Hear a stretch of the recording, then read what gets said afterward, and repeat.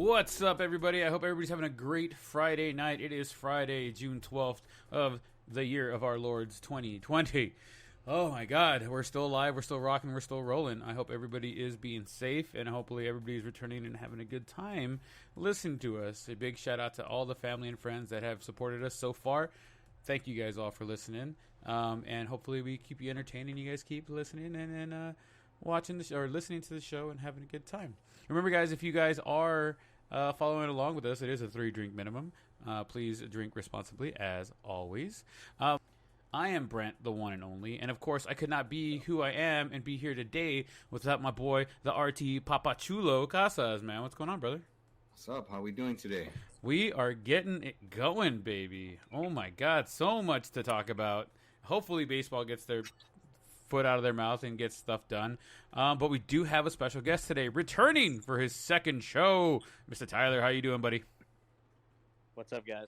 And Tyler assured me, guys, that he is drinking real beer and it has milk in it.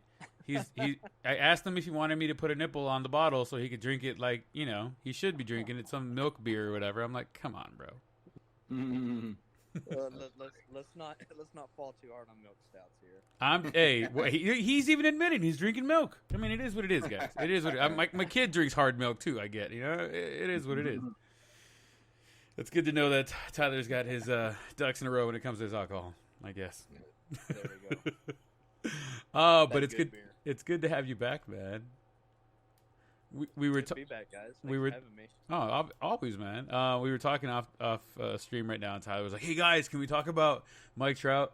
His card selling for like a record number?" And me and Artie were just sitting here, guys, and we are like, "We did like 3 shows ago." And it was like 3 shows ago, and it was not 2. We gave Tyler enough shit for. Thanks for following along, Tyler. Thanks for listening, not only when you're on, listening to the rest of the shows. Yeah. So. He does. He's got a life. He works a lot. Yeah. And my fans' work has been super busy lately, and I haven't got to catch the past couple. 99.9% of the time, I do listen to him. And his daughter just got into like a big old travel ball team too, where he has to like drive an hour just to go take her to practice. Oh damn, nice, bro. Congrats. Yeah, she's playing for Texas Glory, so shout out to Texas Glory. Whoa, Texas Glory. What? Well, as I was telling the audience out there, guys, we have a 3-drink minimum, so cheers to everybody on that first one. Cheers. Ooh, what you drinking, Artie? I heard the little. Just my same old thing. A little Coke with my whiskey over here. All right. And then Tyler's drinking milk, and then I'm drinking some Voodoo Ranger Imperial IPAs. So big shout out to Voodoo Ranger. Sponsor us, please. These Imperial IPAs are 8%. It's fucking delicious. All right, guys, let's get rocking and rolling. Obviously, we all love baseball. We all come from different roads of the baseball, and we're here to talk about baseball first. Usually we leave it to the end, but now we're talking about it right now. MLB proposes a 72-game... I know, right? Let's fucking play already. But MLB proposes a 72-game season with 80% of their prorated salaries. If the postseason is played, 70% if it's not. So the 12 or 16 teams that go to the postseason would get 80% of their prorated salary. Everybody else would get 70 if they don't make the playoffs. The season would technically begin July 14th. It would include 21 days of spring training. The MLB is the only professional sport that has yet to have a plan to start playing. What the fuck? Yeah, I'm hearing right away too that's going to get shot down unless they guarantee the money. It doesn't sound like they want to play unless the money's guaranteed. Why has it gotten to this point? Why? Yeah, I don't know why it's taken so long. And again, baseball being the least contact sport out of all of them is what just intrigues me. Like, I'm curious. I get like the money part of it, but you know, it just the same. I guess I feel like I'm doing the same old thing, beating the dead horse, where the owners are saying, "Oh, poor us, we can't afford it, this and this and this and that," and the players are saying, "Well, show us, like, prove it to us that you cannot afford it." You know? Yeah. And I honestly think as long as they don't show the books, I don't think the players are ever going to agree to anything where it's a prorated salary. I mean, just my opinion, like as simple and short as sweet as possible. Until if they want prorated salaries, the owners are gonna have to probably show their books or show some kind of proof that says like, hey, this is all we could really do and break even or barely make a profit type of thing, you know? Yeah. To add to that, Jon Heman wrote, some MLB players suggest that they are frustrated, fed up with the process, and are ready to accept a shortened and implemented system or season with prorated play. Basically what Heyman's saying, the players are saying that just tell us when to report and that they're prepping for a 48-game season. He also added MLB is informed or has informed the players that the deal needs to be completed by Sunday. So we got 2 more days, or the number of games will be decreased from 72 due to the time constraints. MLB is seeking to keep the postseason in October due to its television schedule, possible competition, and especially concerns about COVID. So if they go deeper past October, they're going to be fighting with basketball, they're going to be fighting with football, college and pro. So it's just, I mean, I get it, but at the same time, like, let's get off our asses already and make something happen. I know Artie originally said, you said 75 games was going to be that sweet spot. Well, at 72 right there is what the last thing that they're offering, or the latest thing that they're offering. I mean, that's pretty damn close to what you said, man. Yeah, but I was also hearing, like, along the terms of what you said, well, one, some players are saying it, and it's the same thing. Well, some players are saying that they don't want it, you know? So it's always going to be some. You're just going to have to go what's best for the greater good type of thing, you know? Like, not everybody's going to be on board no matter what. Like, whichever direction you head on, not everybody's going to be on board. You know what I'm saying? I was it you, Brent, that told me, I know I read it for sure, but I believe it was you that had said that the commissioner has the power to force a 48-game season. He does. And I read it today as well, too, by, I can't even say the dude's name. He plays for the Toronto Blue Jays. God, he's an outfielder. And his quote's down here, the one that you said, that where it says just tell us when to report. I'm prepping for 48. He's the one that actually said it. I just can't remember. I can't even say his name. Like Ryan Grasalanek or Rosanic. I don't know. He's a power hitting outfielder for the Blue Jays. Anyways, he's the one that said that quote that you have in there. Uh-huh. And he says basically like, dude, you're already leaning towards this. Like, just tell us that that's what's going to happen because you're trying to get us to play for cheaper, and you know we're not going to play for cheaper. So just tell us already that we have to play for 48 games because that's what it's leaning towards. Does that make sense? Mm-hmm. And I could see that happening, but I also see like a strike happening, like I told you, you know, my opinion. I mean, Chris Crawford said it very... Who is that? Is that Carl's distant cousin or something? Apparently he's a player. Okay. I forgot which team he played with, but I wrote down his quote. It says, assume it's safe to play baseball. Assume they only play 48 games. Assume your favorite team wins the World Series. How excited would you guys be in a 48-game season? Your team wins the World Series, the quote-unquote World Series after 48 games. I'd be very excited, especially if the Dodgers, who are favored, you know, to win it, you know? Like, yeah. Well, I mean, would it be too much? I think any ball is ball at this point. Yeah, we just want to see. I don't even care if they have a damn postseason at this point. I just want to see some games, you know? Yeah. Like, I'm tired of watching the Korean League. I can't watch it, man. They have too many stuffed animals in the background. I start thinking that Pokemon, and I start wanting to watch the freaking cartoon. I don't know if you guys. What'd be interesting with that though, that'd be cool is if like some of those sleeper teams end up doing really well because I mean 48 games, bro. It doesn't take much to get going in a 48 games. Yeah, you know, like they're talking about. I saw someone, Bill Plunkett, you know, who's a beat writer for the Dodgers. He was talking about through 48 games, the Dodgers were like, they didn't have a good record, right? And then through like 60 games, they had this record. Through 78 games, they had that record. You know, they talk about it, and they're like, damn, dudes, a team could get off to a really slow start and not make the postseason. A team like the Dodgers, who have notoriously gotten off to slow starts and kind of pick it up towards the end, you know? Yeah. Or at least they get hot in June for sure. That's usually kind of when they start getting hot. But, you know, a team that's flying under the radar that has a little shot if all the pieces kind of work together, and I've kind of mentioned a few of them to you know, like the White Sox, those kind of teams, where if they get hot and the pieces all of a sudden start clicking for them, like, dude, they could make a run and they could get into the playoffs and then somehow find a way to steal a World Series, or get one, like on a short season. That's interesting. That's really, to me, that's what I'm really excited about, to see what team is a surpriser team. Because with baseball, and I'm sure Tyler will agree, the longevity of it, the cream will always rise to the top in baseball because there's so many games. The cream's always going to rise to the top. Yeah, someone's going to get hot. Someone's going to be good through the All-Star break. But the All-Star break is maybe, it's just a little past the halfway point. It's basically how the whole season, how it works out, is usually how it's meant to be, because the best teams make it. We usually only get like one surprise team in the playoffs. That's like, oh, damn, I didn't expect them, Now, the Nationals last year were the surprise team that won it all. But going into that season, I don't know if you remember, they were expected to do very well. And then they had like a brutal start, absolutely brutal.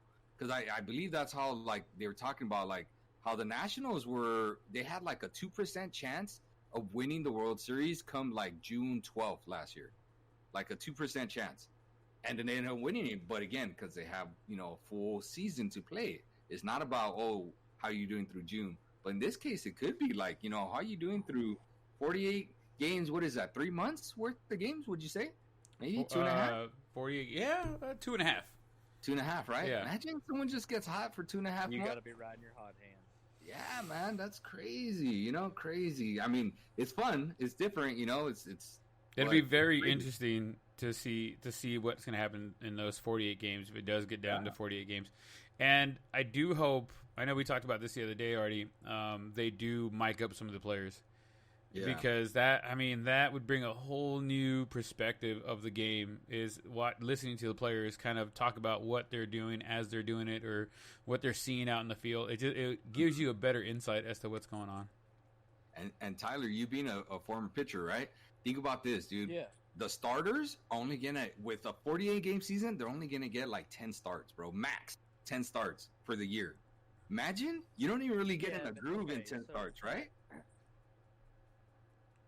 I don't know. So I was, I pitched at very high levels, and hey, your stuff's either working for you at the moment or it's not. And it's just, from a pitcher standpoint, you're either, your off speed's either working for you or it's not, and you're either hitting spots or you're not. Right. At that level, you better be hitting your spots with a fastball 99.9% of the time all year long. Just at that level, that's what's expected of you. That's what was expected of me. And it's just whether or not your off speed's working for you at the time. Well, it's like Artie says, you got to get in your groove. If you don't get in your groove, the season is gone like that, because you're only going to get a handful of starts. So if you're not on right away, man, you are just okay. You don't think someone could ride like a little 10-game start or a fast start through a whole season like that, Tyler? No, dude. If I was pitching right now, and if I was in this situation at this current moment, my advice would be to just take a deep breath. And as several coaches have told me, just let it ride. So just take your deep breaths and go hit them. And that's all you can do. So don't try to force anything. And just let your arm do the talking. So you heard Tyler here first, guys. He said, "Go hit him." Are we talking about the Astros? I know. That's what I be honest. I had to throw that one in there, man. That was his code for that. That's what I was told at that level, and it's just take your deep breath, step off the mound, and you can use that as a metaphor for the rest. Yeah, no, for sure. One of the things that I did want to touch on before we keep rocking and rolling there, and we talk about the Astros and the Boo Sox. Andrew McCutcheon posted a video explaining the league versus players situation right now. Did you guys get a chance to see it? I didn't see it. I was doing the research for the rest of it, but I was anxious to see it. It's only about 40 seconds, and it's actually really, really hilarious. What I'm going to do is I'm going to play the audio for the people at home so they get to hear it, and then I'll unmute it, and we'll keep rocking and rolling from there. So if you guys take a quick listen, and then we'll be right back to it. Hold on here.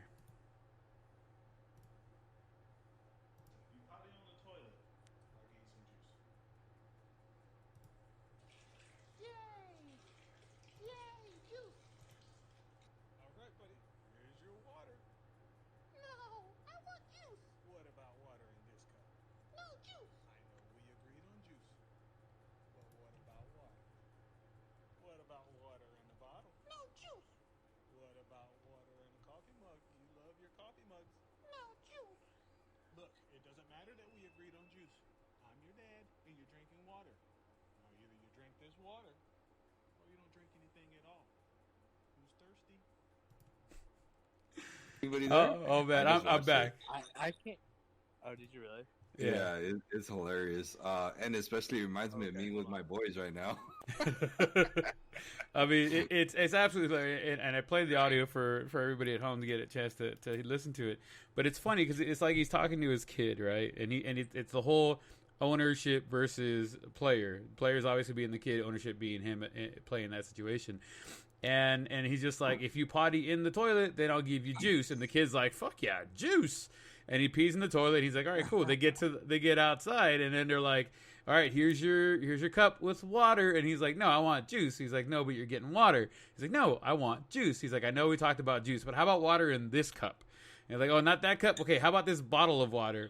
Okay, how about water in a mug? You know, you like water in a mug. And it's like, all right, look, if you don't drink this water, you're not going to get any water. So who's thirsty? And I mean, it's that's basically what the management or the ownership and the players are basically fighting over right now. They're fighting over juice and water. It's fucking hilarious.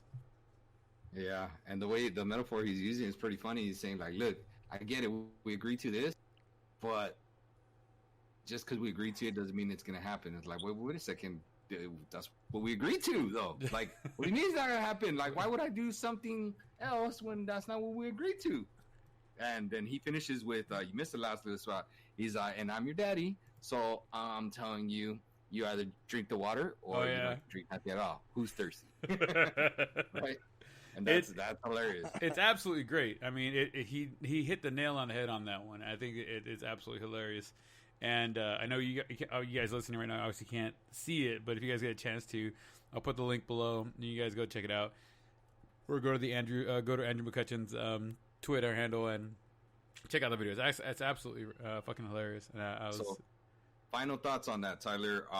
Do we have a season, and do you think it's more than 48 games? I mean, I think that no matter what, the commissioners are going to come out and force a 48-game season. So I think we'll see a season. Yes. Okay. Do you think it'll be more than 48 games? No, I think it'll be 48. It'll be 48. Yeah. Artie, what do you think? I think that there's too much of a pissing contest right now, and nothing has funneled down. So it'll be a 48. I think that if they force the 48, that they're going to go on strike. You know, in my opinion, call me crazy. I know it's a little out there, but I think that's what's going to happen because their CBA is going to expire after this year, right, Brent? Yeah. So it's one of those like, well, why wait? You know, we got to cross it. We got to get to this bridge anyways. Might as well. If you guys want to burn it, let's burn it. You know, burn, baby, burn. Yeah, I think, you know what? I think they come together and they figure something out. I don't think it's 72. I don't think it's 48. I'm gonna go with like 60 games. We're gonna about 12 more than the 48 game season and 12 less than what we would hope for, about 72, 75. I'm gonna go with 60 games. Hopefully they figure it out and we play some fucking baseball. At the end of the day, better go buy a lottery ticket. I mean, at this point, man, why not, right? Cubs lefty prospect Luke Little. I know Tyler's really excited about talking to this guy. This guy's name is Luke Little, but he's 6'8", right? All the puns are intended, maybe none puns intended, but it's still fucking punny. He was clocked throwing a 105-mile-an-hour fastball. I watched the video. He only hit it once, and he couldn't top 102 after that, but it was still impressive. I saw the video. He was throwing fucking hard. Don't get me wrong. Like, I do not want to stand there and watch this guy throw right in front of me. You know what I mean? It's sound, the sound coming off the glove when he was throwing the pitches, like it was nice. You hear that whack, you know, it was. This was no crow hop from the outfield either. Right. Yeah, and I know. Was doing it. It seemed like he was doing it with ease too. I mean, he was putting his legs into it, but the arm action didn't look like he was whipping it that hard. You know, it seemed like it was with ease. Yeah, I think it didn't look like Aroldis. It looked a little bit smoother, if you could say that. It didn't look as like force. But although we'll see Geraldus when we play again, because that dude put on like 80 pounds of muscle in his left arm alone. And so it'll be, but it was. I mean, it's impressive. He threw 105. It was noted, and that's, I think, that's tied for the fastest pitch recorded. Now it's not actually going to be a record one because it's during practice or whatever. It's not during a real live game. But 105 is 105. I mean, 102 is a fucking 102. All right. I think at my fastest, I probably threw 89. And I was lucky. You aren't throwing 89. Get out of here. Back in the day. I'm ready to see his card on the show. You ready to see what? I'm ready to see his card on the show. I know, right? Prospect Luke Little, 99 on the fucking fastball, 20 on the rest of it. Yeah. Overall 42, but with the fastball going 105. Hey, not gonna lie, that's not far off a Kopech. Right. Yeah, but yeah, that's like you said, 105 is 105. We'll see. You know, he was throwing on one of those portable mounds in tennis shoes. Indoors, blah blah blah. All the perfect scenarios, but we'll see what happens. We'll see what happens when he's in a real game. Yeah, in a controlled environment. Still though, it's something to build off of. Yeah, something to build off of. Like I said, 105 is still 105. Yeah. He threw faster than some cars can go. Right. So, how many people can say that? But Tyler, what did you top out at? 94. Jesus Christ. Yeah. From the left-handed side. Wow. Somebody get this guy. Like I said, I hit 94 easy on the freeway. I hit that gas. I will say, dude, it was that I only hit 94 once, but I hit 93 a few times. But 94 was I was smooth fucking pissed off too. So I will say that had to do a little bit with it. In control, or kind of you threw it and prayed? Oh no, it was deep into the freaking sixth inning. I mean, I had already. I think I was like low 70s, like riding my pitch count, and I mean it was right down the dick, man. I reared back and just chunked that son of a bitch. So, I mean, you could say reared back and chunked that son of a bitch. It didn't come in at 100, but no, I mean it was down the dick. I mean, here's the thing. Artie, have you ever thrown 95? No. Okay, and I couldn't even pray to throw 95. Okay, but let's be real. 94 down the dick in college usually gets teed off on. Let's be real about that. Yeah, but you got to remember, you were saying you were throwing in the 70s, right? So you're throwing 70 all game. You now all of a sudden no, he's 70 pitches. No. Oh, okay. I thought he was throwing junk at like 70.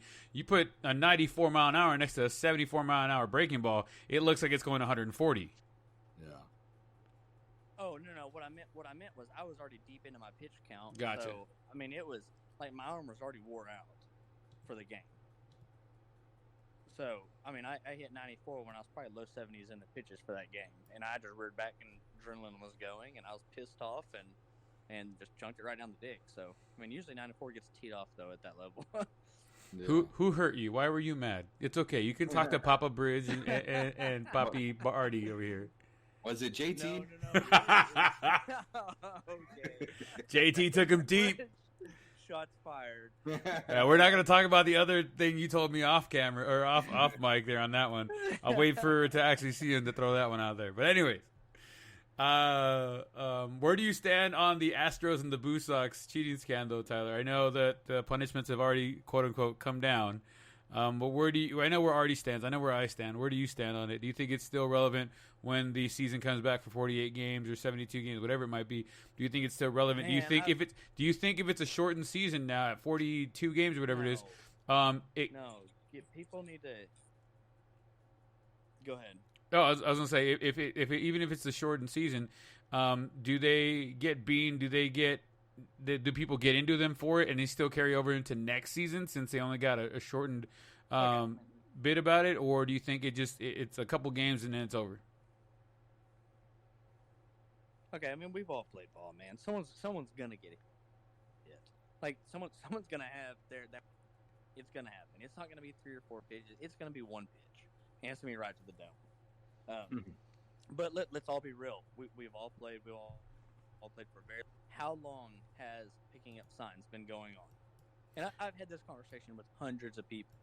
I mean, stealing signs is part of the game, but to use media and cameras and it just to go that far, it was wrong. So I mean, that's where I stand. I mean, if you want to try to, man, I don't know. I've had this conversation and there's apps to where you can put in every freaking sign that the coach gives out to give to their catcher. There's software programs that will read the algorithms and everything, and man, it's a rat's nest. But I mean, it's like that old saying: if you're not cheating, you're not trying. But at some point, cheating too much needs to stop. Like they were using the Apple Watches. They were using the freaking the trash cans, the MVP trash cans. I mean, at some point, like if you're trying to read the signs of a coach, and I mean you're starting to put into an algorithm. Okay, now that I think it's going too far. But if you're just standing at second base and you're trying to read the sign and you're trying to give your guy, hey, it's a fastball.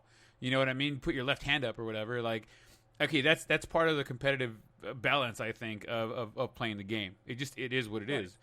But when you start bringing in cameras and you start bringing in technology and you start banging trash cans for as low tech as that is, you're using a competitive advantage that is beyond the basics of the game. And I think for that, it's gonna if it's a shortened season, 40 some odd games, I think they get shit on this season. And I think they get shit on a little bit at the beginning of next season. But that's my opinion. I think that's how it's going to roll out. Pull their home and away stats and look at, they're obviously they can't use cameras on the road. So, I mean, they were dropping some serious numbers at home. And especially look at the postseason stuff. The postseason stuff was very blatant. I mean, there were pitchers. I forget who they were playing at one point. He was pitching and then he could hear the banging on the trash can, and he got off the mound and called the catcher up and was like, "Hey man, like, come on, like, are you hearing this? Like, am I crazy? Are you hearing this? Like, okay, no signals. Let's just go out there and throw what let's think about what we're gonna throw the next 3-4 pitches, and don't give me any signals and just see how it goes." And he ended up striking the guy out because he didn't know what was happening. But when he knew what was coming, he was swinging at those breaking balls, or if he was swinging at the fastballs or whatever. And it's just one of those things where it's so much of a competitive advantage that it's just that at that point it's wrong. Yeah, I agree. Yeah. All right, moving. I think anybody who plays baseball would have that same stance. Yeah, I mean, like I said, if it's as it's always been, if the other team's coach or the other team's player kind of gives something away and you pick it up, hey man, you picked it up. It is what it is. It's part of the game. Right. But when you start bringing in technology and you start bringing in all these other things, you're going beyond that now. You can't say, if you're not cheating, you're not trying at that point, because now you're overly trying to cheat the system. Right. 50 years ago today, Doc Ellis threw a no-hitter while he was on LSD. Seriously, there is a documentary on YouTube. You guys can check it out if you guys would like. But 50 years ago today, Doc Ellis threw the only no-hitter that we'll never be able to watch. MLB has put lock and key on this game because if you listen to the little animated version of it and how they played it on YouTube, he was doing some really weird stuff on the mound, even though he threw the no-hitter. So, I mean, it's a black eye, but it's still a no-no. So it's a little bit of both. I know Artie was talking about this earlier, but it's still something that happened. We're not glorifying, by the way, guys, if anybody's listening right now, we're not glorifying using drugs, whether they be performance-enhancing or mind-altering drugs, in any way, shape, or form. I just want to put that out there right now. But it's been 50 years. It happened, and we'll never be able to hear or watch the game. I think it's an interesting thing. I mean, props to him for doing that. Like, I'm from a pitcher's point of view, like, how the hell? Right. Wonder if he just threw it and let the rest kind of happen. What kind of pitch sequence he was using, or like what kind of pitcher he was, whether he had movements or what, you know. I mean, if you guys if you haven't seen the it's like 5 minutes long, a little documentary that somebody made. Oh, I've seen that before. The one you're talking about, because I had never heard about it. He was saying. So yeah, what? He even kind of talks through the document. He walks you through it. He's on. Then I saw 2 batters in the box, both standing on one on each side. And then I thought one was coming right at me. It turned out to be a bunt. Picked it up through the first base. He was out. Yeah, he was kind of silly with it. But yeah, it's one of those, like, you say, oh, you really want to see that no hitter? Really? Have you ever even seen another no hitter? Like, I mean, I've seen. We talked about this last week already. I was able to see. Hey, did you know, Tyler, that Brent got to see 2 no hitters, bro? Like 2 of them. Like, I can't believe he got to see. Yeah, man, on TV. I was trying so hard not to laugh. Right, dude. When he was saying this, he made it sound like if he went to the damn game. Right, I had tickets to the fucking game. I was so pissed. I had tickets to the game. Nobody wanted to go, and I fucking stayed at home. It was fucking pissed me off. He was like, yeah, man, he's on. Then I got up and I cheered with like my dad, or right? Like, you know, like, you were watching this on TV? Yeah, like, you watching this on bro? I hate to break it to you.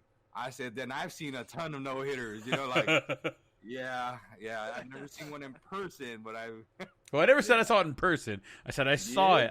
I visually seen it. I seen tits, baby. I was a part of 2 no hitters throughout my career. Both it was my team threw them. One was a no hitter and one was a perfect game. The perfect game made the newspapers. Oh wow! It was in high school. It's pretty cool because it was a team visiting from Alaska. I think it was Alaska. You guys fucking perfect gamed a team from Alaska.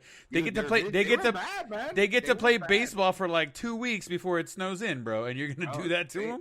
They were not a bad team. We made some plays. We didn't realize a perfect game was going on until like the very last inning before it was happening. We're like, oh damn! And then we knew it. And of course, the play of the game happens that last inning. But that's because all of us were on our toes. They hit one up the middle, and our second baseman, who doesn't really dive. Right, this dude lays out and like from one knee throws. I was playing first that particular game. From like one knee up the middle, throws it to me, and I stretch my ass off to try to get that ball. And it was a bang bang play, and we got the benefit of the doubt. I think because he's from the perfecto. So it was pretty cool. We didn't like jump up and celebrate. You know how they kind of always do, because it was a mercy rule in high school. So I think he threw like 6 innings of perfect ball. High school's only 7 innings anyways.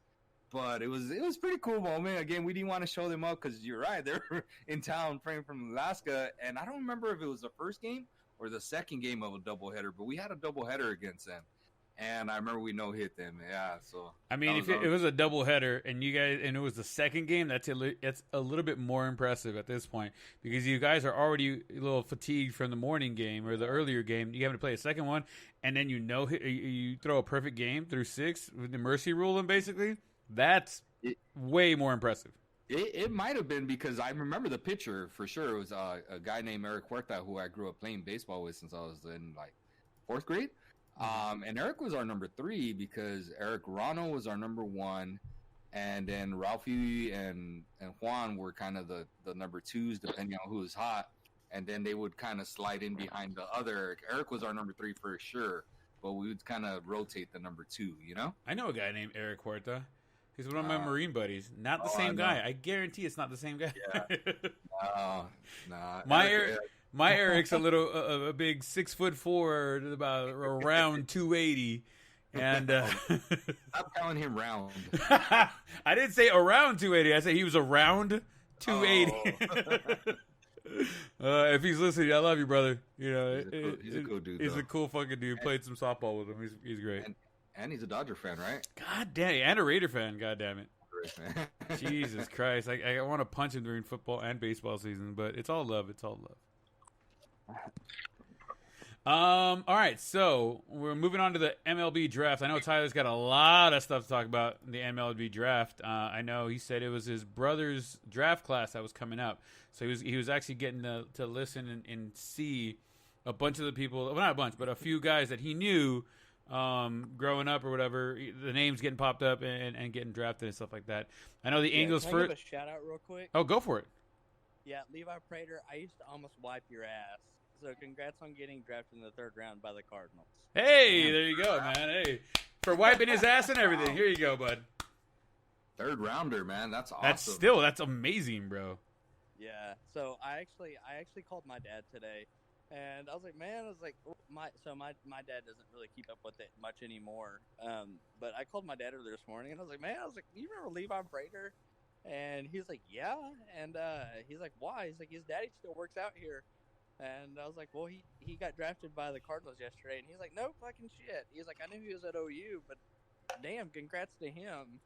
So, man, I've known that kid since literally he was 4 years old. So, I mean, he's 1 year out of diapers. So, but Wow. man, congrats. I used to watch him play a lot of ball, and Brent said he's your brother's friend, draft year or something. Yeah. So, me and my brother are quite a bit apart, and this year, like I knew everybody in my draft class and everything like that, but like this year was like my brother's, and just to see all these names come across the board, I was like, damn, I haven't kept up with you in a long time, but congrats to all of y'all guys. In my eyes, they're all still little babies, but bro, you're still a baby to us, dude. Calm the fuck down, bro. So I'm just picturing these 4-year-olds getting drafted. So, well, not really. I watched them play all the way up until they, I went off to college and stuff. So, last time I saw them, they were probably like right about becoming a teenager or so. So, but congrats to all of you guys. That's awesome. But special shout out to the old Prater boy. There you go. Cheers to that one. I'll give you that one right there. I know the Angels, their first rounder, was the most complete pitcher. I don't give a shit what Artie says in the draft out of Louisville. Left-handed pitcher who does not light up the radar gun, but that's what he said. He doesn't want to bring fucking the heat on the fucking light up the radar gun, whatever. He can still bring it up to 95 though, and I think they said 94. I think I gave him an extra mile per hour there. Killer curveball, dropping 6 to 12, and as slow as 72, so there's a 20-mile-an-hour difference there on pitches. And I know Artie says no one cares because the Angels pitching sucks balls. That's why we drafted pitching, bro. It's like in football. If your offensive line sucks, you draft an offensive line. Jesus Christ, Artie, why don't you give me one? Also, the Dodgers drafted the other Louisville pitcher, the right-hander on that side, who's also doing amazing on that side. So it was really good to see two of those guys come out of Louisville. So, yeah. Yeah, good. I'm sure he'll help you win this year. Not this year. Maybe you might be up there by the time Trout's ready to retire. They're talking about him maybe coming out next year or the end of this year, depending on how the season unfolds and stuff like that. He's not going to come out in 1 year unless he was a phenom. He's not coming out in 1 year. I'd say that right. Tyler, would you say phenoms are the only ones that come out in 1 year? You're looking at least 2 years. Yeah, minimum 2 years, minimum, unless you're Bryce Harper. Yeah, that's what I'm saying. Like, yeah, if you're a phenom, yeah, man. I mean, what pick was he taking, Brent? I know he was to pick 10th. I know a phenom. Okay. He was ranked 8th. He was 2 years. He was ranked 8th and picked 10th. It is what it is. I know that my boy Trout was picked in the first round, 25th, and he didn't come out for 2 years. And he is who he is. So I'm fine with waiting 2 years to see him come out that way. It is what it is. Don't choke on that too much, Brent. I will choke on it all day long, bro. He is who he is. Artie, I see you wrote some down. Rob Manfred is just a puppet for the MLB owners. Before I forget, though, on that point, actually something cool happened that you kind of reminded me. Carson Tucker. So Carson Tucker is the little brother of Cole Tucker. And I believe 6 years ago, Cole Tucker was working with his brother, right? And Cole Tucker he's a shortstop for the Pittsburgh Pirates. Yep. And he's really good childhood friends with Cody Bellinger, the Dodgers star MVP, right? And he was working out with them, and he said, one day this kid's going to be a first-round pick. He's all, mark my words, right? And he, put it on Twitter and everything, right? Well, guess what? Carson Tucker was drafted by New York in the first round. Yep. I saw that. Pretty cool. That is actually cool. Really awesome. And he even posted on his Twitter, I called it. Yeah, That's what he posted. He's like, called it, and he referred back to that tweet from 6 years ago, and that's fucking amazing. Yeah, that gave me the chills. That's like Big Brother moments right there. We're like, oh man, like, see, I knew it. I know maybe not everybody believed it, but and he didn't look like all big or anything. So like, it's one of those like, oh yeah, well, it's obvious he's going to be a first rounder. Isn't one of those type of things. He called Yankees and all. No. He said he was just going to be a first rounder. Yeah, he didn't get that. I mean, if he was going to do that, he might as well start picking lottery tickets, like you said earlier. Let's say, damn, I want my palm read by him. Right. He could read the spin on the pitch when you throw it. That's how he knows if you're going to make it or not. That he's a spin reader. Yeah, so I thought that was really interesting. Yeah, and then I did mention, that I'm worried about baseball. I kind of say it every single week. I'm so worried about baseball. I'm worried because of the commissioner that they have. This guy just doesn't really think for himself. He just kind of does what he's being told to do. Rob Manfred. I feel like he's just a puppet for the MLB owners, and I honestly think that's why he was appointed, and that's why he's staying there. Because you don't hear this dude like he's not like the NBA commissioner that's loved or anything. It seems like everything he's doing is for the side of the owners. Like everything's to keep them happy and to just keep an uprising from happening from the players. But that's just my personal opinion, and I feel like baseball has taken 2 steps back because of that. What do you think, Tyler? I would agree. Yeah, no, I mean it's definitely it's not taking 2 steps forward. That's for sure. Yeah, I agree. Half step forward, 10 steps back. It just felt like this was the worst possible storm for baseball. One, with how this dude handled the whole the situations with the cheating situations with Boston and Houston. I think again, Boston, we all kind of knew that not a lot was going to happen, especially after we saw and knew how bad Houston cheated, and we knew that the Boston cheating scandal wasn't as bad, and so we're like, well, we can't expect the worst punishment for a team that did less. Does that make sense? Yeah. So okay, then let's talk about. I mean, it's going to continue. What's the solution? Yeah. No, really. What is the solution? Oh, the solution is there's going to be compensation picks, right? There's got to be suspensions. There's got to be accountability. Like, basically what's going on in the world, there's got to be some kind of accountability that's set up in place type of thing. Yeah. Because they talk about, like, or at least I mentioned it, I don't even know if they talk about it, but the guy that got caught cheating and looking at the reports for the Cardinals, was it the Cardinals, Brent, when I brought it up? I believe it was the Cardinals. Yeah, it was the Cardinals. Like, that dude got a harsher sentence than the Astros did. And that dude was just looking at, like, reports from, like, international players. These dudes were, like, literally stealing games and stealing signs and messing with people's careers, and they just got a slap on the wrist. And that dude basically got blackballed from baseball, So it's just like, well, again, it's one of those, like, why is one person this happened, one person, then that happens to another person? There's no I guess standard for what the punishment should be if you do this and that. I just think it looks bad on baseball. Yeah. Like, let's be real. Like, let's just play the damn game. Yeah, no. At the end of the day, I think that's what we're all waiting for, is for let's just play the goddamn game. We want to see it. We want to watch you guys. We want to cheer. It's one of those things. I mean, it's near and dear to my heart. I know that for sure. It has the place. America's pastime. It is America's pastime, and I think if they don't get off their ass, somebody else is going to try and take that lead. And I love football, I do, but it's fucking baseball, bro. That's what you grow up playing before anything else is baseball. Yeah. I don't know. We'll see. Where are we at here? Boxing. Moving on to boxing. Tyson Fury and Deontay Wilder will have another trilogy. Will have their trilogy match. It is expected to happen later this year. The second fight will happen later on this year. It was a second round TKO last time they met. It's going to be interesting to see them fight a third time, and it's already guaranteed. So we're going to see that. Do you think who do you think is going to come out the victor of the 3? Like, who's going to have two wins and 1 loss, and who's going to walk around here? Or do you think somebody sweeps? You think Tyson looked awesome. You think Fury takes it? You think Fury takes all 3?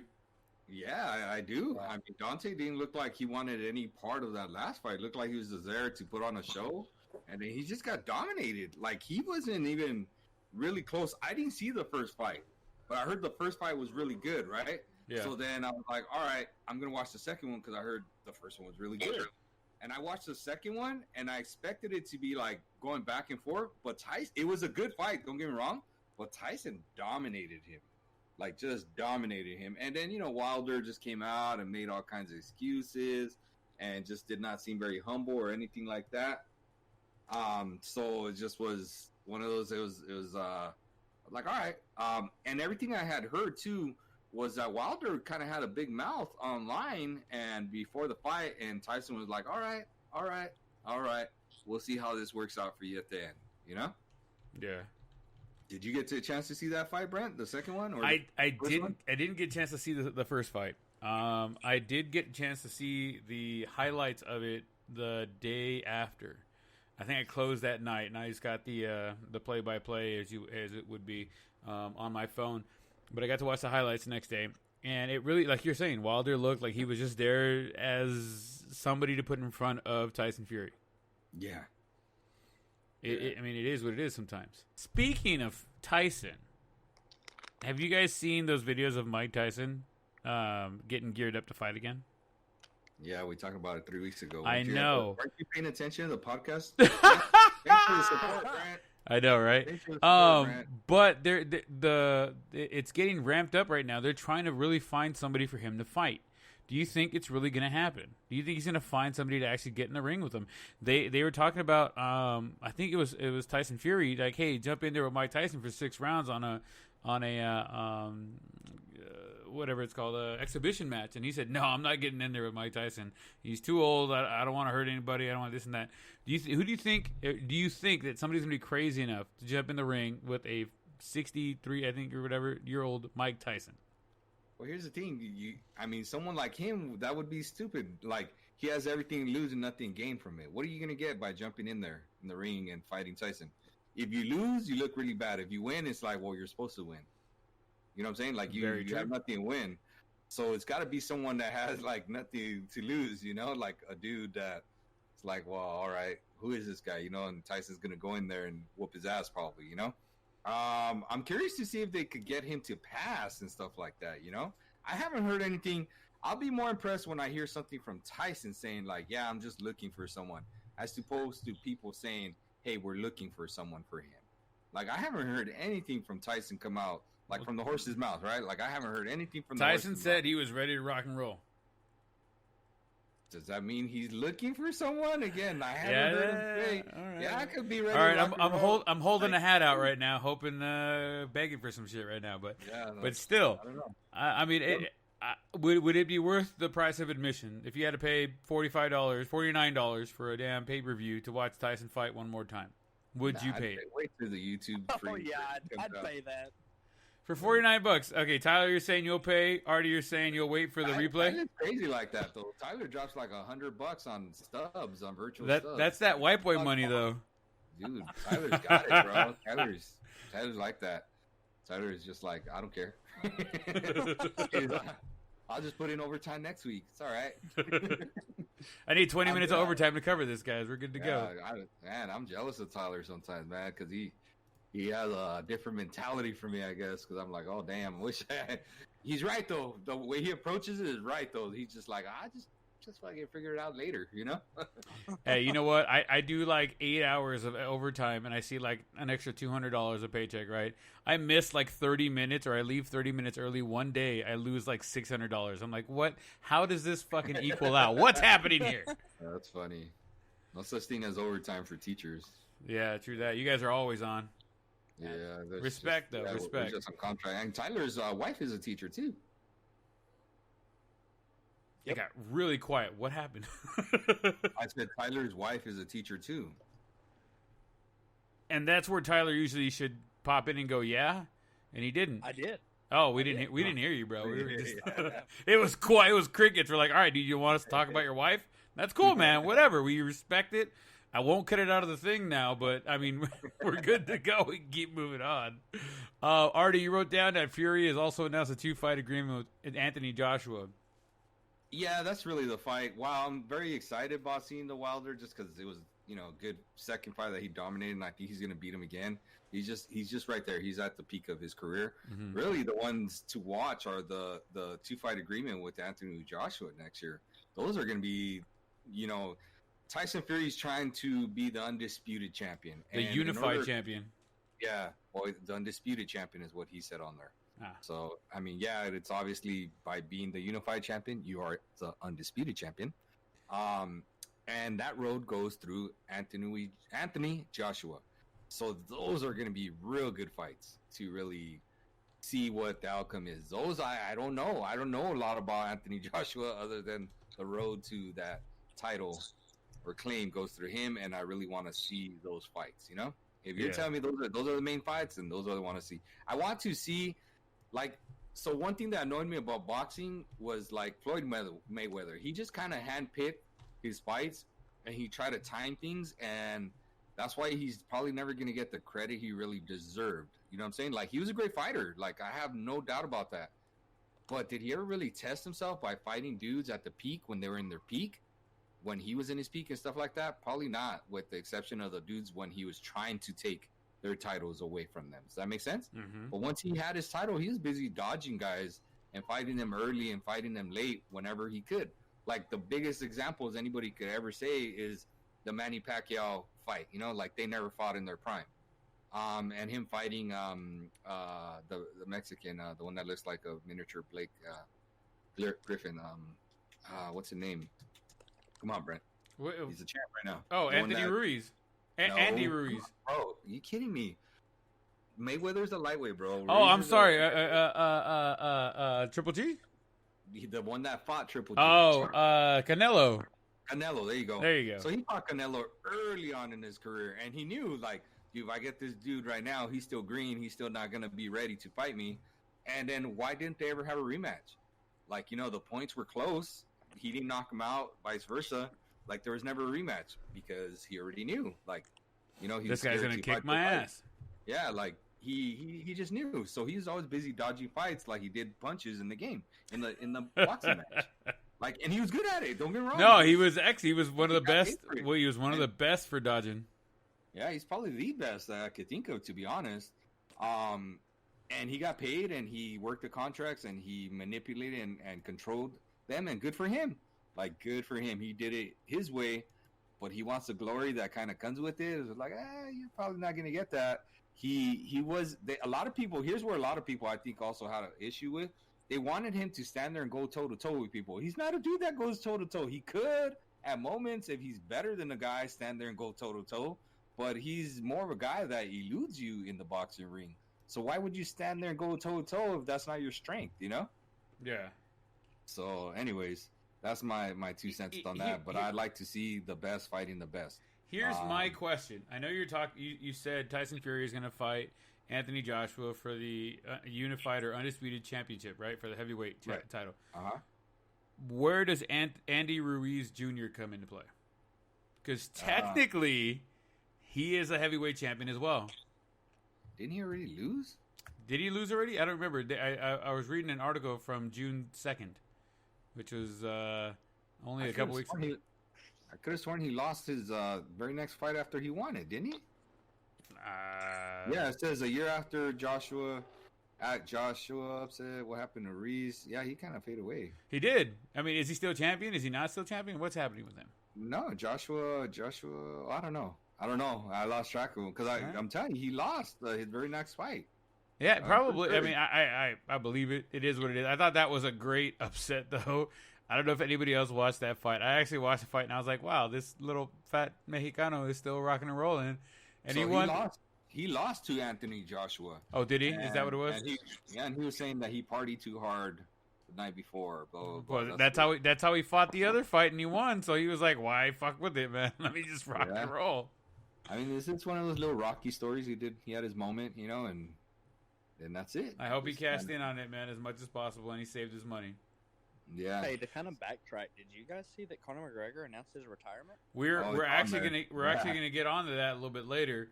I wrote down a couple other things for MMA, but we are going to talk about Conor McGregor retiring for the third time.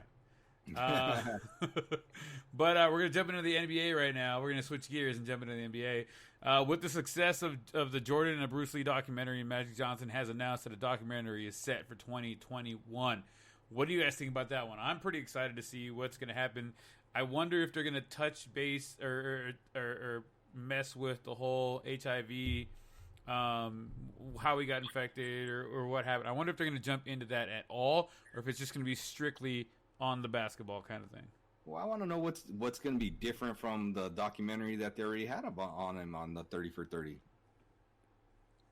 It will be interesting to watch. I mean, it'll be interesting to see what they're going to differentiate, because they said, I know they're going to do a lot, some things about who he is now and with the Dodgers and the Lakers and stuff like that. But really, what else is going to be different than that 30 for 30? You're right. What else pivotal when you think about Magic Johnson? The first thing you think about is being a Laker and playing basketball. You've already heard that story. What else are you going to bring to the table? Right. I'd be curious to see how he started making all his financial decisions and stuff like that, because that's a dude that really, along with Jordan, but Magic kind of did it more literally, like, I guess, bringing it within the communities. You know what I'm saying? Like, he started, wasn't he, like, with Harkins Theaters? No, he had the Magic Johnson Theaters. Yeah, right? So then he started doing that, and then he started getting a whole bunch of, like, Starbucks, right? So he started, like, really in that business aspect of it. Jordan took his brand and really ran with the brand. You know what I'm saying? So it was a little different. To me, Jordan laid the blueprint more for what guys are doing now. Magic laid a blueprint, but not a lot of dudes followed it. And I think a lot more people could follow his blueprint than they could the brand. I think LeBron is following more of the Magic blueprint, because he's got so many other things going on other than just his brand.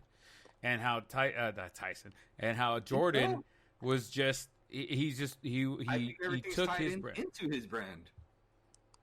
I can't think of one thing that's not tied into his brand. His school, the school he opened. Isn't it the name of the LeBron James? Isn't it the LeBron James? Isn't that your brand? I guess. Like Magic Johnson, other than the theaters, right? Like, which are non-existent now. Can you tell me like what he is branded for? Like what's his that's branded? Nah, I couldn't tell you. You know what I'm saying? Like, I wouldn't be able to tell you, like, now Jordan, you could tell right away, like, oh, he's associated with Nike, he has these camps. Like, again, yeah, he does his own endeavors, and I would agree with you that in some ways he does do the Magic thing, like where he's spread out to the communities and stuff like that, and I love it. I love what LeBron's doing, and I read somewhere a quote, no, it came out, wasn't it in the 30 for 30? He said, someone said LeBron's the only one that did it right. Like, out of everybody, even Jordan didn't do it right. And you could tell based on his friends, all his friends, he brought up all his friends and he showed them success. And the biggest one you could talk about is the dude that's the agent. That's his childhood friend. Remember, they were trying to make laws basically for him, like to have his license at the NCAA level and blah, blah, blah, stuff like that. They're like, yeah, LeBron's done it right. And I agree. I think while I agree that he's branched out similar to like Magic Johnson, I also disagree in terms of while he's still branded everything, like everything he's done is through the still LeBron. Under his name, yeah, like very similar to how Jordan had. So I think he's been one of the few guys that's branded himself and has reached out into the communities similar to how Magic would do it. Does that make sense? Yeah, absolutely. I have the Jordan batting gloves on the show. Like, I rock with it. So I mean, like, Jordan's in all aspects. Right. He's everywhere, man. He's everywhere. For sure. Jordan, didn't Derek Jeter used to wear like Jordans all the time? Yeah. Yeah. He was his own brand. Yeah. Yeah. Well, that's where he started. He signed with Jordan for, I forget, it was like 5 years. And then after that, he had his own shoe. He basically did what Jordan did and took his own. From Nike, he went to and did his own thing. I know I have to do my one time where I talk about Mike Trout, but Trout has his Vapors that he's going through Nike right now. But I think once that ends, I think he's going to go off on his own, and do his own thing, just like the greats all do. So. Artie, you said here, what happens if the players refuse to play? The number thrown out there is roughly 40 players who refuse to play under proposed restrictions. You even dimed out Kyrie Irving. You said he led a call of 80-plus players, including CP3, Durant, Carmelo, in which several players spoke up about not supporting the resumed season due to the nationwide unrest from social injustice and racism. What's up, Artie? Talk to me here. What's going on? So more is coming out, but I'd like to hear like the specifics on. I read you a quote off the air that Kyrie said. That Kyrie said basically that he smells something fishy with this, and that he does not want to return. And while I could understand that and respect it, he's also hurt and done for the year. So it's like, you're not going to play anyways. Type of thing, Yeah. And his quote says, "I don't support going into Orlando. I'm not with the systematic racism and the BS. Something smells a little fishy." I'm kind of curious, like he's being a little vague about that. Like I'm all for it, but I'm curious to know, like, what are you talking about? Like, my question is, my question to that is, how is them playing in Orlando kind of going against the systematic racism? Like, I don't. Is it because he wants to make sure nobody plays until something changes or a law is enacted? Like he's like you said, it's been very vague, yeah. And it's just like, okay, so where are you? What horse are you betting on? Where are you standing on? Like I need to know more. You're just giving a quick, like you said, he's not playing anymore. He's not playing the rest of the season. He has nothing to gain, nothing to lose on that one. Right. And he's saying, 80 players. Then he goes on into saying, I'm willing to give up everything I have for social reform. Well, it's kind of easier to say once you have a lot to give up. You're probably willing to give up everything from here on out, but would you be willing to give up everything if you didn't have anything? Right. Does that make sense? Yeah. Like a lot of these guys. But again, I'm all for it. I'm just kind of curious to be like specific. It just seems like he's being very, very vague. If there's a lot of guys with him about it, see, look, like LeBron's coming out. He said LeBron believes restarting season won't affect his push for social change, and I agree. Like I don't understand. Like what's restarting unless again he's trying to use it because Kyrie is like the vice president, right, of the league of the like Players Association. The Players Association, yeah, yeah, and CP3 is the president of it. I know that for sure. That them two are like the head honchos. So when him's coming out and saying, I'm just wondering if they're trying to use that as leverage to, make some kind of changes, like you said, have something come out, whether it's the NBA's putting in triggers that kind of bring things out, But it's interesting because if the NBA players, and I put this on here, if they're talking about 40 players might not show up to play, right? For the season. So losing the rest of the season will inevitably result in a lockout.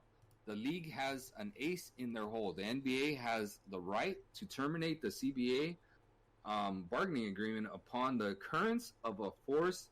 How do you say that word? Majeure event. One of those include the triggers of epidemics. I think it's a French version of like the majority rules. Oh, okay, that makes sense. Yeah. But imagine, that's crazy. So they're like, all right, you don't want to show up? Then we could rip up this contract because you're not showing up. So it actually falls in their favor. So they have leverage in their hand. Very similar to baseball where they had that 48-game leverage of making them play, right? But again, very similar to baseball. I think like lockouts could happen if people don't agree. And Kyrie is one of the dudes that, again, it's just hard. His team's not in the playoffs. He's not playing this year. And he's saying, well, I don't want to go. It's like, well, yeah, other guys, this might be their prime of their career. Like, look at LeBron. LeBron's like pushing it because he knows that they're favored to win, that his window for his prime is closing, Yeah. So, like, all right, like, I want to go for it now, So I'm curious to see what happens with that. That's stuff that I think is going to start blowing up this week, to be honest. I think that's something that people didn't really anticipate because everybody was just like, yeah, the NBA is back for sure. The NBA is back for sure. And I was one of those. I'm like super excited about it. Well, they're supposed to start, July 31st? Yeah, July 31st. So we'll see what happens between now and then and see if this is going to throw a wrench in the gears here. Oh, I could tell you it will right now. Just by him coming out and saying that stuff is now starting. When the VP of the CBA comes out and says that, yeah, dude, that's throwing a wrench for sure. That's throwing a wrench. If he's talking about 80 people, 80 players were on that call with them, right? Yeah. 80 players, dude. That's a lot of players in basketball. Because they usually go like 14 deep, you know? Yeah. They go 14 deep. So 80 players is quite a few. It's not like baseball where it's like, it's all right. Because remember, in basketball, the they got the G League, which is like the minor leagues. But man, dude, it is kind of like slim pickings in those G Leagues with dudes that can compete with the NBA level. You know, they're usually like dudes that come in and get those last couple of minutes to give other guys breaks and stuff like that, you know? Yeah. They come in and do the dirty work. They're not dudes that are players, you know, or ballers that step into like limelight kind of roles. Like, you know, baseball could have those youngsters that come in and just explode for a season, you know? Yeah, I'm with you on that one, dude. I'll 100% on you on that one. Yep. But yeah, I'm curious to see, and I definitely think it's going to throw a wrench into this. How? I don't know. I really don't. But I see this now because remember I told you I thought everything was so proactive with the NBA. Now it sounds like, oh man, what happened here? What's going on here? You know what I'm saying? Like now this is starting to sound more like the MLB in terms of how the players are reacting. And it's just the tip of the iceberg. I bet you anything more stuff's going to be coming out this week. It's going to get big. I mean, if it's going to happen, it's got to happen very soon. And it's going to be interesting to see what does end up coming out of it. And if it's going to, like you said, it's inevitable. It should have something to do with what's going to happen if it starts on the 31st like it's supposed to. So we'll just have to wait and see what happens this next week and in the next coming up weeks. And if they start or if they don't, or if they're going to go ahead and you know, like you said, the NBA, the commissioner has the right to terminate. So right. It is what it is right now. So we'll see. We were talking about it earlier. We thought baseball was the only thing that couldn't get it together and start playing, but basketball's on the verge of not playing itself. Right. Jumping into the ESPN 30 for 30, we got to talk about real quick the Bruce Lee documentary, Be Like Water or Be Water, my friends. It came out this last weekend. It was absolutely, I watched it when it first came out, but it was absolutely wonderful to watch. It was insightful. It was refreshing. I mean, you saw a lot of the things that you've already seen from every single Bruce Lee documentary, but there were certain things that kind of brought it down to the average guy going through trying to just make it somewhere and whatever they're trying to do, and all the prejudice and that he had to deal with throughout his entire time, man. I thought it was great. Artie, what do you think? It had its moments. I wasn't like super impressed with it, but like you said, I to me, Bruce Lee's like this legend, right? Like this dude that's just amazing, right? It's something that it's out of a comic book type of thing, right? Mm-hmm. And I thought they did a real good job of humanizing him. You know, they gave us a lot of background and details that they barely touch on in the movies, you know? So it was really interesting. Like I didn't know he came from a family of actors, you know? That he was an actor since a little kid. Yeah, I didn't know that either. You know, the way they just humanized him, like they didn't show him in a whole bunch of action stuff moments, like the pictures and some video. They showed him when he was like standing still and interacting with people and kind of trying to get those visual cues, you know? Mm-hmm. Like they gave a lot of interviews from people that you probably had never heard of. Like his wife, you know, like she had some awesome insight in interviews. His daughter, even. His daughter, yeah, I was going to say his daughter, dude. Like most people obviously know Brandon, right? He passed away and stuff like that. But they forget that he had a daughter too. And like they even show the daughter, and like I wouldn't even know what the daughter looked like, but everybody pretty much knows what the son looked like, what Brandon looked like, you know? Yeah. So all that stuff to me was a really interesting part of it. because we already know about the movies. We already know about how much of a movie star he became and a legend and stuff like that. But it was all the humanizing stuff that was just crazy. That was nice to see and interesting, And I thought what was really interesting right at the end, the wife says, she's like, yeah, a lot of people wonder and talk about how he died, and they come up with all these theories and this and this and that. And then she says, but at the end of the day, he's still not here, no matter what. Like, no matter how it went down or whatever happened, whatever your opinion is or your thought, he's just not here with us anymore. And that's just like sad, Yeah. And that's very true because, again, she brought it down to the most simplest form. Like, he died and he's not here with us no more. Yeah. Tyler, did you get a chance to see the Bruce Lee documentary, or have you looked at any of those? I didn't, but going back on both y'all's comments, I mean, besides the documentary, I mean, what else has ever humanized Bruce Lee? I mean, it's like Chuck Norris, Yeah.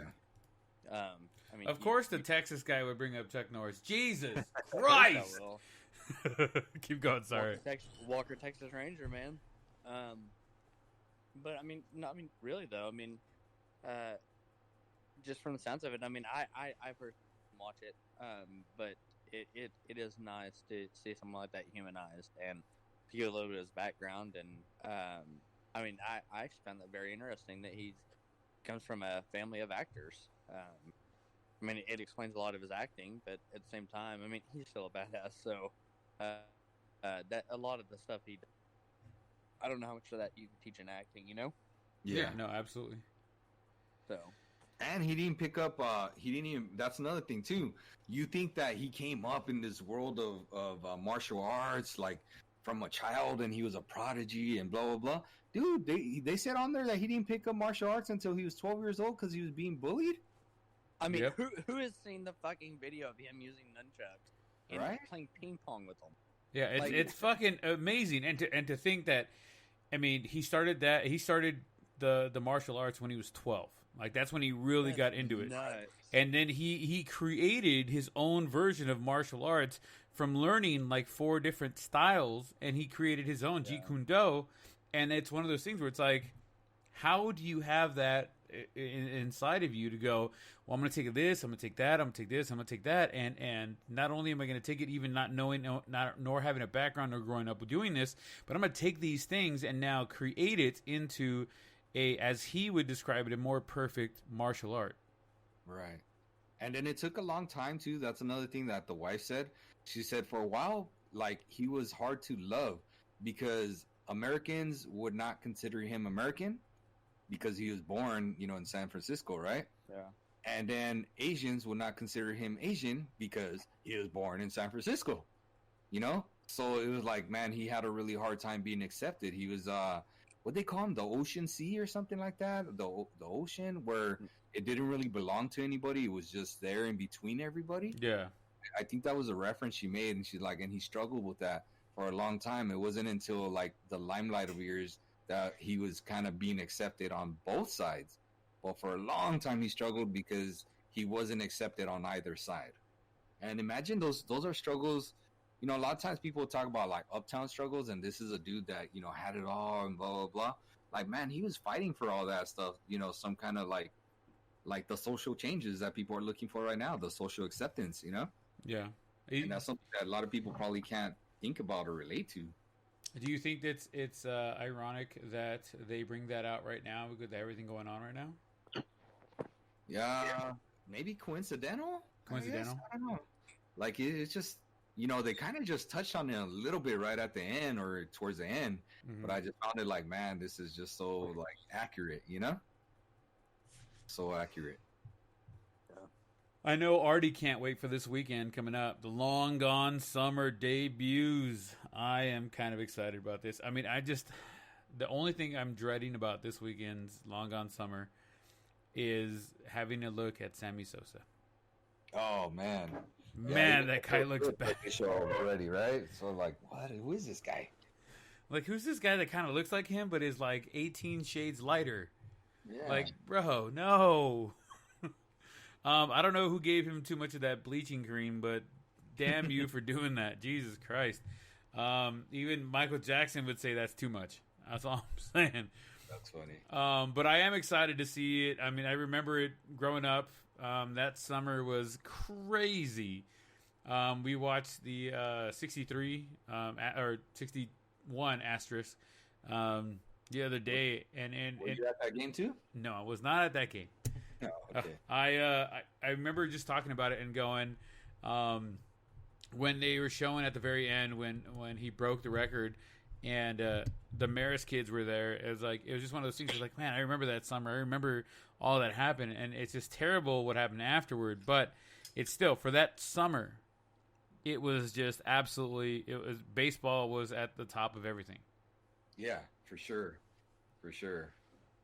Yeah, man. Now, I'm worried that they're going to take it back again. Baseball taking it back to before that, and that we're going to need something, I guess, like that to bring it back. Yeah. But for right now, gets our minds off of it. Gives us a chance to really show when baseball took off again. Yeah, I know, Artie, you put on here. Isn't it kind of ironic right now that it's coming out right when this is happening right now? Do you think somehow, some way, they have tried to kind of push this along until they got to this point to get everybody riled up again about that long gone summer, and then they go right into baseball? Like, do you think that somewhere, somehow, was planned out? Oh yeah, I definitely think they're in cahoots and figuring it out somehow to make it like, hey, let's try and make this line up. Yeah, Tyler, what do you think, man? I agree. Definitely agree. That's. I mean, I don't have too much of a voice on it, but I mean, going with what I already said, I would follow along. I mean, I can't wait. I could see how it all kind of plays out together. It's kind of forced. I think it's going to force the MLB Players Association to be kind of like, man, look, we're missing an opportunity right now to be able to do this, and it's going to be interesting to see what happens in the next few days and after this weekend, especially when it does debut. So. All right, switching gears one more time. The NFL. Texans O'Brien says he'll take a knee with players. Commissioner Goodell finally came out with a public statement, but only after the new face or the future of the NFL, Patrick Mahomes, came out with a collective statement of his own. Even Are you then, talking about the video that he posted? Roger Goodell, yes. Okay. But that wasn't until after Mahomes had come out and did something on his own. They didn't directly talk about Colin Kaepernick doing that or during that statement, but it is, you can't not talk about this subject without bringing Colin Kaepernick into the conversation. Yeah. I know that Cap has said he's in the best shape of his life. He's been training like he's going to play tomorrow. Do you guys think, honestly, a team's going to sign him? If you guys think a team's going to sign him, who do you think has the most not gall, but who do you think has the most huevos or rancheros to go out there and sign him this season? He's not a good quarterback. Yeah. Like, God, let's get off of the races. He's not a good quarterback. I mean, I agree with you 100%. I know my buddy Evan out there. I know you're listening, Papa. He led them to the NFC Championship game and he lost. And I told him the reason why he lost is because they finally got enough tape on him over the last 6-7 games that they were able to plan for him. Those first 6-7 games that he played, nobody knew who he was. Nobody knew how to stop him. Nobody knew how to scheme for him. They didn't have enough footage on him. They finally got footage on him, and he became an average player. It's like Lamar Jackson until he got to the playoffs. I give Lamar a little bit more credit than I do Cap. Yeah, I do too. But I mean, no one knew how to guard Lamar until they got. I mean, until teams did really in-depth research on him. I mean, it's all until you figure out how to stop him. And I mean, but you can say that about anybody, right? Like, if you figure out how to stop them, it just so happened to be one game. The Lamar was one game. Kaepernick was one game. And even that, did they really stop him? It's not like they shut him out in both games that we're talking about. It took a last-second drive for Baltimore to beat them in the playoffs, right? I mean, Kaepernick took down the Patriots in New England, right? Wasn't it on the road when he beat them? Yeah. And that was like a ass whooping that they gave him. It wasn't just like, oh, they barely won. I believe that's just off the top of my head. But I know against Baltimore, it was like it took a hell of a throw to get them to win that game. Same thing with Lamar. I remember Lamar's it took a good scheme that they stuck to it and they won, but they didn't like really like just shut him down and shut him out. Again, I don't think he's an elite quarterback, by any means. Do I think he's better than some of the guys that are on some of these teams? Yeah. Is he going to be a starter somewhere? No. Is he in the best shape of his life? Everybody's in the best shape of their life, right? Nobody ever says we're in the worst shape of our life, right? In terms of you're trying to come back to the NFL. I think he's going to take like a liberal state to kind of get him, or a liberal owner, or somebody that's really trying to maybe make a statement or something like that, bring Kaepernick back. Well, Pete Carroll said. Pete Carroll said that he was interested in drafting or taking him after he was released. But he wanted to a couple years ago. He regrets not doing it, not putting his foot down and getting it done. Do you think? I mean, who's gonna take him right now? Was he gonna start over Russell Wilson? You crazy? This is very true. Like, even if he says that, like, it's easy to say now what you wish you would have done back then. Well, hindsight's always 20/20, and everything's gonna look great when you say, "I wish I would have done this." Yeah, and I don't see that, dude. The first thing I thought of when he said that was like, he would have wanted to be a starter, and you're not gonna start him over Russell Wilson. You know what I'm saying? Like that. Yeah, I don't believe it. Like, I like Pete Carroll, but I think Pete Carroll is a lot of rainbows and sunshines a lot of times. Yeah, I mean, at the end of the day, what are you going to do with him on the bench? Yeah, I mean, the whole point, he wants to play. So, I mean, and he's not going to go where he starts. So, if his heart truly is where he says it is, someone sign him, $0 guaranteed money. Go from there. It's gonna be a rough contract. Yeah, I mean, I think this, back in the league, and I think this wholeheartedly. If you give somebody some crazy amount of money, like I was talking about with Dak, right? You're gonna give him a crazy amount of money. All right, cool. Make it depending on how he does. Right. You wanna bet on yourself? Cool. I'll bet on you too. But if you want to make this money, this is what you have to do. If you want $48 million a year, I'll give you $48 million this year. But you're going to win an NFC championship game this year. You're going to be in the running for MVP. You're going to win over 12 games. You're going to do this. You have to do all these things before you're going to get this money. And if you want to bet on yourself, cool, I'll bet on you too. You do these things, I will pay you all day long. Have you done these things? Not all of them. So let's get to there, and then we'll talk about all this guaranteed money you want. Yep. Artie? Absolutely. I mean, but yeah, for Dak, I said, yeah, I'm in agreement. But how do you do that for Kaepernick, who's not going to start? I mean, he's not going to start, dude. If someone throw him in for a couple drives. Yeah. For a couple drives. Maybe if you're losing. He goes out there and lights it up for 2-3 drives. You don't think that gives him a little bit more stock and wanting to go somewhere else to play? Regardless of who picks him up and gives him an opportunity to go 2-3 drives. He goes out there and handles those 2-3 drives, and he gives him the opportunity to go somewhere. Okay, so how many people get better by not playing? I love it when Artie comes with these Artie-isms. These are the Artie-isms, guys. No, he says he's the best out there and that he's been training. Yeah. Everybody can train all day long until you have to actually do the thing, and then you're fucked. He's not even training against the best or with the best, like he's not training with the best receivers. He's not training against the best defense. He could have gone out and played in Canada, and he decided not to. He said, no, I'm going to wait to play in the NFL. Somebody's going to sign me. Right. And here we still are. And even the XFL, he could have easily played there and been the MVP and and got him re-signed. Dude, the XFL just signed a dude. Didn't they then pick up the guy, the one that was doing really well? Yeah, the NFL signed 2 of the quarterbacks that actually played in the XFL. There you go. You want him to find a way back in? Go prove yourself. That was it. Yep. And he decided to no. I'm gonna stand my ground and wait till someone begs me to come back. I mean, I don't ego. That's all ego. I don't think it's I don't think And he it's gets one of signed. what? Okay, Yeah, and devil's advocate here, guys. Devil's advocate. Who of all the teams out there signs him? Artie, give me a team name. I could see a California team signing him, like the I don't know. Chargers would sign him. Chargers, yeah, I could see like a Chargers, a liberal team, like somewhere over here. It's gonna have to be in like California. Yeah, because I mean, you're not gonna sign in the South.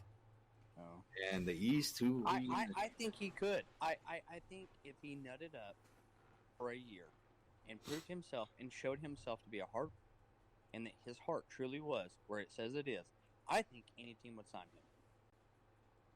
All right, so devil's advocate, like I said, already says it's got to be a West Coast team. Maybe Chargers, maybe San Francisco as a backup somewhere. Where do you think he signs? He's going to the 49ers. Yeah, he ain't going to the 49ers. Okay, so where does he sign? Tyler, where does he sign? I'm gonna say the Dolphins. Why not? They just got Tua. Yeah. Well, what if Tua don't work out, right? I mean, hey, you gotta do what you got. What's stopping Pete Carroll from signing him right now? Like, he's got the same quarterback that was back then that he had a chance to sign. I really wish, blah blah blah. Like, Can they just sign Big Sexy? I was gonna say who's the backup quarterback for Seattle over there? I actually don't know the backup I quarterback. don't know who it is either. I would say stopping him from signing him right now. Like, I can't name the damn backup quarterback with Seattle. Neither could I. I mean, at the end of the day, I think that. Okay, so you say in Miami, and Artie, who'd you say? The Chargers? I think the Chargers and Seattle, I guess, right? Like, okay. Because he's out there saying it like, oh, I wish I would have. Like, dude, what's stopping you now? Yeah. What's stopping you now? And they are, a place that's very liberal, and I could see him going there, and he would Geno Smith. And he would, okay. So, I like the Miami, and I like Seattle, but I think Jacksonville fits him better just because he's going to be behind what's his the fucking the new guy, the mustache guy, the mustache man. Yeah, I don't even know his name. I forget his name right now. Gardner Minshew. There you go. Gardner Minshew. I think he backs up Gardner Minshew. There's nothing special. Exactly. It's the Jacksonville Jaguars. You're not expected to do amazing things. Yeah. So I don't see why that wouldn't be a good spot. If Gardner Minshew has one or two bad games, they throw Cap in there. If Cap has one or two bad games, it is what it is. Go back to Gardner and you keep rolling. Yeah, I don't think he gets signed anywhere. Honestly, I don't think he gets signed anywhere. At least as a player. Maybe he gets signed as a consultant for social something. You know what I mean? But other than that, I don't see him playing again. Honestly, that's my opinion. It is what it is. Richard Sherman called out Jerry Jones, my boy, the Jonesy boys, for staying quiet. He's usually quick to voice his opinions, and Richard Sherman says his silence speaks volumes. And guess who came out in his defense? My boy, number 88 or former 88, Des Bryant. Kind of. About to say, CeeDee Lamb owns that now. Yeah, no, he does. He owns it now. I said, he's still an 88 though. Dez is still one of the 88s. He actually holds the record for most touchdowns in a season and receptions. No, not receptions. Jason Witten has that one, but reception yards in one season is owned by Des Bryant. So, future. I will say, so I know Jerry in a business setting, and I have never seen any kind of issue like that, and I have been in a situation like that with him, and I've never seen any type of issue. I don't think you get into a position where Jerry's at and have that kind of issue. Right. Do I agree with Richard Sherman saying that he hasn't said anything out, so that speaks volumes about what his true nature is?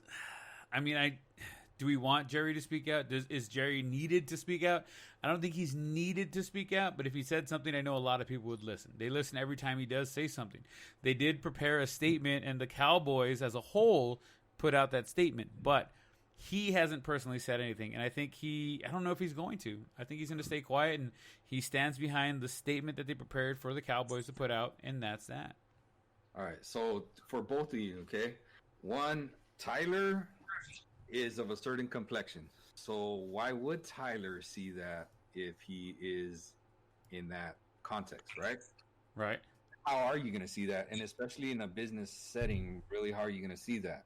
I'm not saying he is or he isn't, right? I don't know. I've never met the guy. I don't know much about him, to be honest, other than like he's a businessman. And you mentioned that he and I had heard it too, that he has more money in real estate than he does from, owning the Cowboys. I told you that. Yeah. And I had read that before too, somewhere.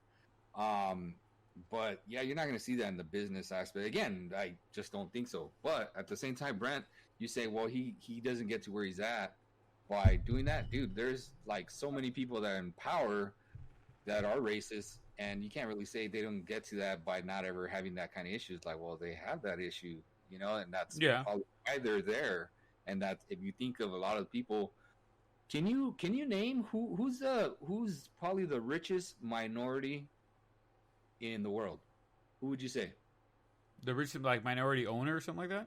No, richest just minority, like, person in the world. Oh shit, bro! I don't know all the drug dealers, man. Right, but that's what I'm saying. Like, look at what you think of. When I mean, you'd have to. I mean, look at. I would say Indians. Alex Rodriguez. Look at him as he's as an individual or just people in general. I'm sorry. Like, if you think of the richest people in the world, who are they? Who's maybe some of the people that come into your mind? Anglo Americans or Anglo people, white people, to say the least.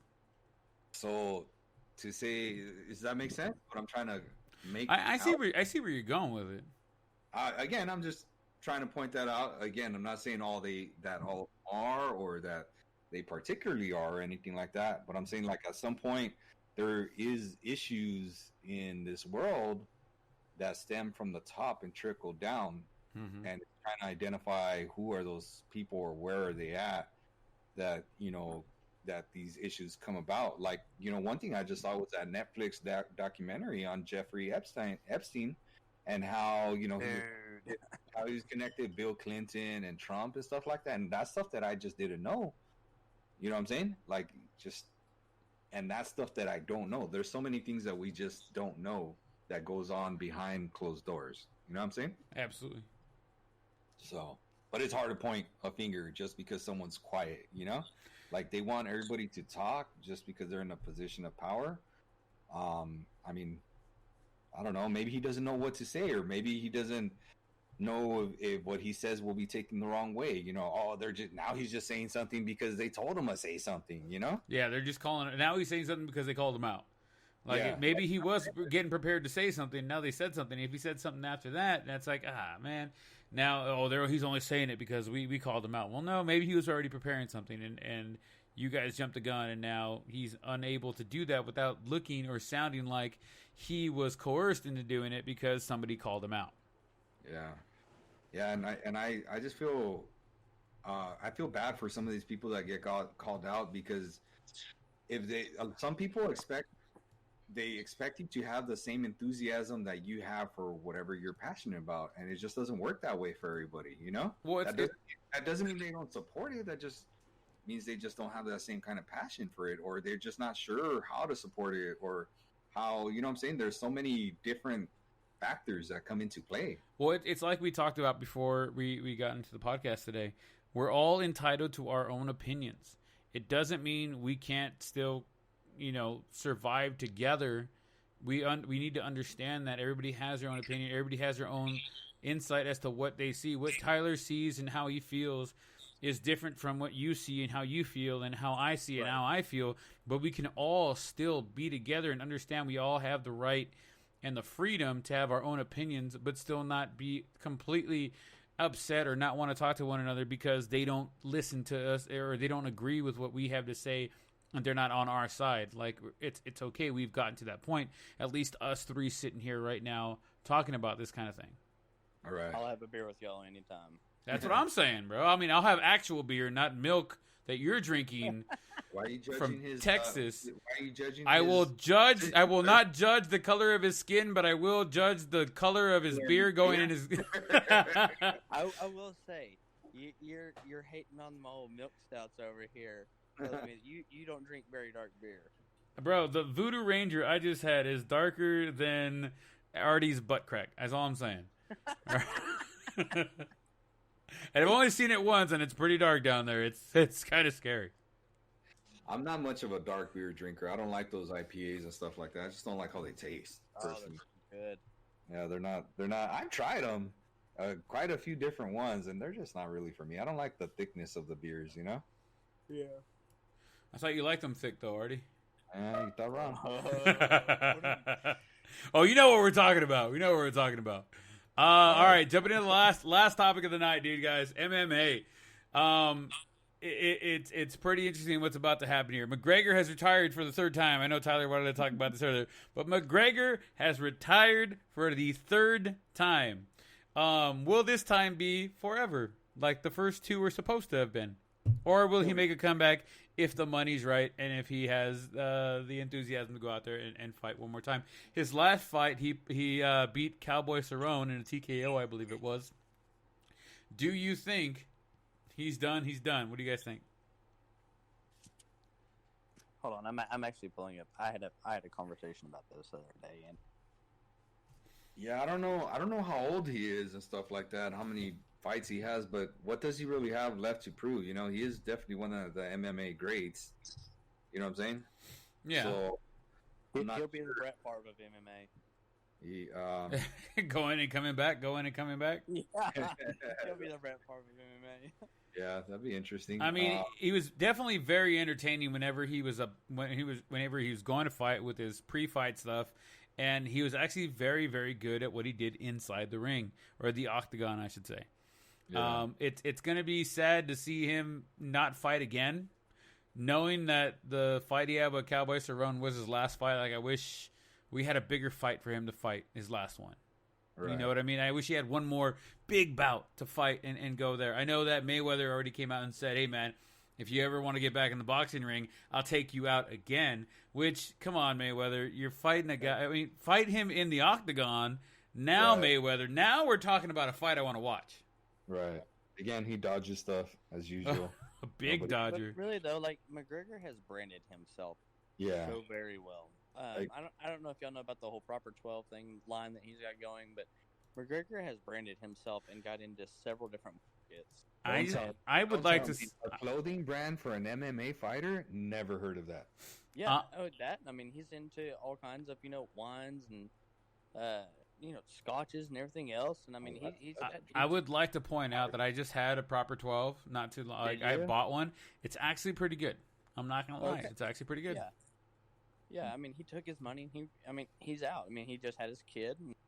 And, I mean, in all reality, he did the smart thing as an athlete before he severely hurt or takes too much brain damage. That's a whole different conversation. But I personally think that he did very well with his money. He did very well in his business transactions, and he's took his money and he set him and his family up for life. And. Yep. He set up generational wealth, right? Yep. Right. I mean, that's exactly what he's done. I mean, yeah, we as the people would love to see him fight again, right? But he used to be a fucking plumber, man. Like, I mean, not even like let's be real. Like, when he literally played it smart. He got his money. He came into it, got his money, got it. Yep, I agree, and I think that I find it interesting of like. Can he win another big fight, like on something worth like? Yeah, I believe that. Oh, yeah, I believe that. I think within the next year and a half, maybe if he gets in one more I'm going out fight, and he put somebody in there worth it, I think he has a shot. Honestly, I think he has a shot. Compete. I don't think he can win it though. Not against an elite guy. He's towards the later stages of his career. It's like a veteran trying to hang on. For those last couple things, yeah, he's going to have some veteran crafty moves and hang in there for the first couple of rounds, and maybe he could steal it. But ultimately that young buck is gonna win it if you don't find a way to steal it early, which you can in UFC. Yeah. But what's more likely to happen? I just think that his body hasn't taken enough damage that he could go out there and compete one more time for one more epic fight. Not being a boxing match, but actual MMA. I think he has. I think he's got one more fight in him, and I hope I hope it comes out sooner than later. Didn't he get rocked by that Mexican fighter? No, he got rocked. He got rocked by the that Russian fighter. Yeah, he got knocked out. I remember he was talking about. I was like 2 fights ago. He got really wrecked. Speaking of retiring, Daniel Cormier has said he will officially retire after his next fight with Stipe Miocic, August 15th, and he will not. I know I want to see one more fight between Jones and Cormier, but obviously it's not going to happen anymore. Unless the powers that be figure out how to do it and get him to fight one more after Miocic. I think the big fight that we all would like to have seen is Jones and Cormier go at it one more time, because Cormier has pretty much beaten everybody else in front of him except for Jon Jones. Technically, he beat Jon Jones because he was later stripped of the belt because of his performance-enhancing drugs. Or, no, it was because of marijuana. It was one of the two things. Yeah, it was the arrest. And I think that's the fight we've all been waiting for. And even Jones said he would go up to heavyweight to go fight Cormier, because he said Cormier ran away from him, going from light heavyweight to heavyweight. And Jones said he'll put the pounds on to go up there and fight. He's more comfortable that way, he said. I'm extremely sad that we're not going to see that for the foreseeable future. We're not going to see this mega fight. He's going to go fight, Miocic again. And, you can kind of see where that one's going. They're giving him one more fight to go out on top. But I think the fight that the fight world is looking for is the one between Jones and him. And I think we're just not going to see it anymore. And I think that's going to be the Manny Pacquiao, Floyd Mayweather fight that we should have seen in their prime that never happened until later on. I mean, and like Artie said, Floyd Mayweather is a dodger. He dodged it as long as he could until he knew, hey, he's slow enough now I could beat him. Right. Yeah, I don't know much about that guy. I found the McGregor thing though that I was talking about, and I don't understand why they didn't have a trilogy. It was Nate Diaz. Yeah. So Nate Diaz submitted him, and then McGregor won on majority decision, which again, that's kind of like, all right. Why wasn't there a third fight? I agree. Why wasn't there a third fight? That's one right there. I would love to watch another Nate Diaz, Conor McGregor fight. That number 3 to go out. Yeah, that's what I was talking about. I'm with it 100%. That's that you want to go out with style, with the flash. I would like to see that one. Mm-hmm. But I think again, I have a feeling McGregor's pulling the Mayweather and just kind of trying to avoid it. All right, guys. That's the end of the show tonight. Do you guys have any last comments, questions, or concerns you guys didn't get a chance to throw out there during the show? No, other than I just hope we get some kind of sports back, because now the whole NBA thing worried me, because before I just knew baseball is kind of, one depending where the wind is blowing. And at least we had the NBA, and I've told you all along that the NFL is in the best position because they're waiting to see what happens with these two sports. But if nothing happens with these two sports, man, the NFL is going to be in danger. I agree with you right there, 100%. Tyler, you got anything else to add? I appreciate you guys having me on. Thanks for all the conversation. It's always a pleasure, never a chore. Hopefully, Tyler, we see you again very soon, maybe with some friends. Yes, sir. All right, guys, I'm going to go ahead and say goodnight to everybody else out there in the world. We do appreciate you guys listening to us. Make sure you like, subscribe, follow us, do all the things, share us. Make sure everybody knows who you're listening to and what's going on and how much you love us, and we do appreciate it, guys. Make sure if you guys did follow along and you guys had your 3 drinks today, make sure you guys drink responsibly. Make sure you have somebody driving you guys home if you guys are out somewhere else. We do appreciate everything you do. We love you all. We appreciate everything. You guys have a great night. See y'all next week.